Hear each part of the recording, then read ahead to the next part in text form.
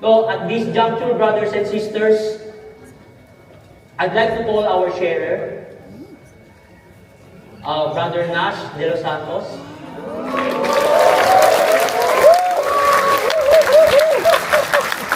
So, thank you for Hello. Gusto mo kayo? So, every one of us has our own Galilee, di ba?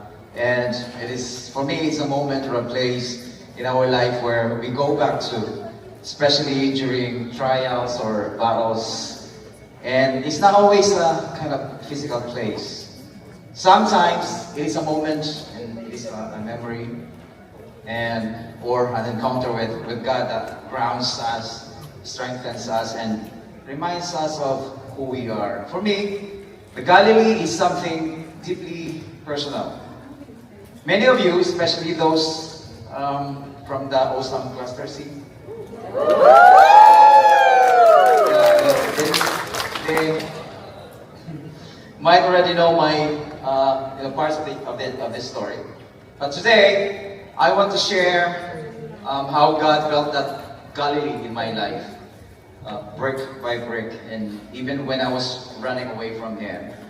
It goes back to the year 2000. I was in the middle of, well, what I'd call the deepest kind of confusion on my Christian faith. I started questioning everything about God. Everything I thought and everything I believe in. I hated anything related to God at that point in my life. The church, religion, priests, even myself, His own creation. I walked away from the seminary and turned my back on the church completely at that time. I declared myself an atheist and went out debating people on the streets. If you were in Cagayan, you probably saw me. Anyone who had the courage to say they believe in God, I debated them. I felt like I was on a mission to destroy everything about Him and anything related to Him. Just hearing His name or seeing a priest gave me goosebumps, but not the good kind. But out of disgust. I didn't just reject faith, I rejected anything foreign too. I clung to a kind of nationalism that kind of made me blind. I became an atheist and an activist at the same time. It felt like power at the time. It felt like control. Then on 2004, I married my little reason. My long lost friend and probably the most religious woman I know, next to my mom. She was already in the UK at that time. And less than a year into the marriage, I made the decision to follow her or follow my heart. But the conflict inside me didn't go. Every Sunday, we go to the mass, mostly because of her. And while she probably didn't say anything, I know she must have noticed the tension in me, whenever I stepped inside the church. Later on, I joined Freemasonry and eventually became a Master Mason, third degree. It gave me a sense of belonging, even superiority at that time. For a while, I thought I'd finally found a better version of myself. One that, didn't need religion or God. Then came September 2013. Risa got invited to a CLP in Cardiff. That's where I was. I live. Or they say Cardiff. Cardiff. So she was ready to join the whole, and honestly, I had no interest in joining CFC at all. But I didn't want to disappoint her either, and I love her, so I reluctantly said yes. Back then, the CLP happened all in one weekend, 12 talks, across Saturday and Sunday. By Sunday morning, everyone sleep. And so I showed up wearing a full suit. Maybe it was unintentional, but I intimidated the service team. And they weren't sure how to approach me, but there was this one quiet and humble servant. He stood up as one of my DGL, as my DGL. His name was Brother Rowell.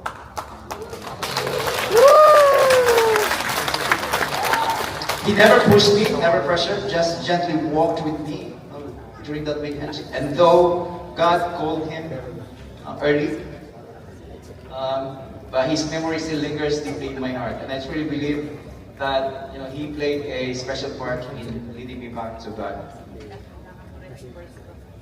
So at that time, every speaker that stood in front of me became a target. My mind was full of criticisms. Like, who are these people? I've studied more than them. And why should I listen to them? All these questions in my mind. And all I could think of were, angry thoughts and sarcastic commentaries in my mind. I had no intention of letting God speak to me that weekend. But something happened the next day on Sunday. During that pray-over session, I was led into a small room, surrounded by the service team, and the lights were a little bit dim. There were a couple of lighted candles. And I thought to myself, I'm in trouble. So among the prayer leaders was Father Gareth, who later became our close friend and our spiritual director. They started the praying. Father Gareth's hand rested gently on my shoulder, and suddenly something in me started to break. I can't fully explain it till now. The room felt huge and yet so intimate. My body felt light, like I wasn't even standing or sitting on solid ground. My head was light, but my heart, like I felt full and peace. For the first time in years, there was this stillness in me. My tears started to fall, not just a few, but uncontrollably. My body trembled. My heart recognized what was happening, even in my mind, even if my mind tried to deny it. But deep down, I knew God was meeting me there. We attended Mass afterwards. I was expecting the usual kind of bitterness, the usual surge of anger. But as soon as I stepped inside the church, the only thing I felt was peace. There was this soft, almost whisper-like welcome in my spirit. And it says, "You are welcome here." And I just stood there, taking it all in. For the first time in years, I felt free, like a prisoner who had just been released, or like a lost son, who had just been welcomed back home. So everything in the Mass suddenly had meaning. Every word, every gesture, even the smiles of the people around me, so sweet. It brought joy to my heart. And when the priest lifted the chalice and said, "This is the chalice of my blood, poured out for you and for many," that was it for me. His sacrifice suddenly became so real in my heart. And I felt so ashamed and loved at the same time. So it was so overwhelming. I was crying in the church. Well, the priest was praising Jesus. That weekend changed my life completely. That's the reason why I'm standing here in front of you. And that very moment,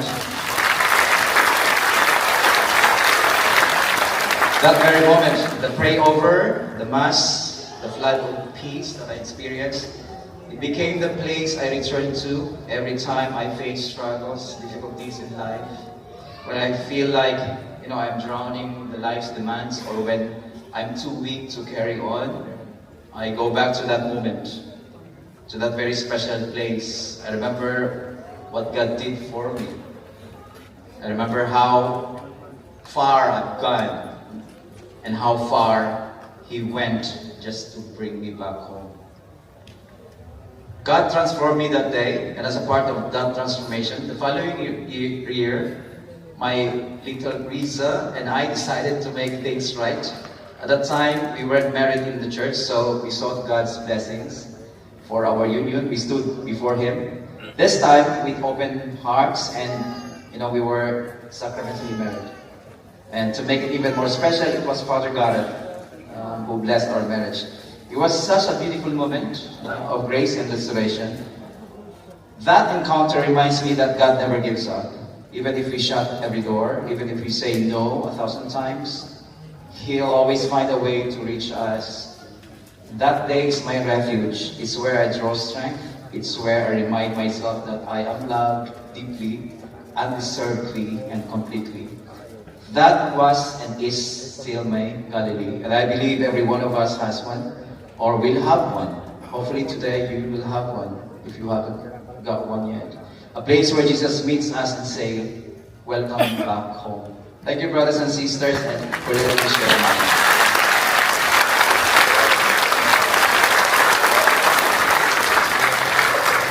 Thank you, Brother Nas. Thank you for your testament. Thank you for sharing us.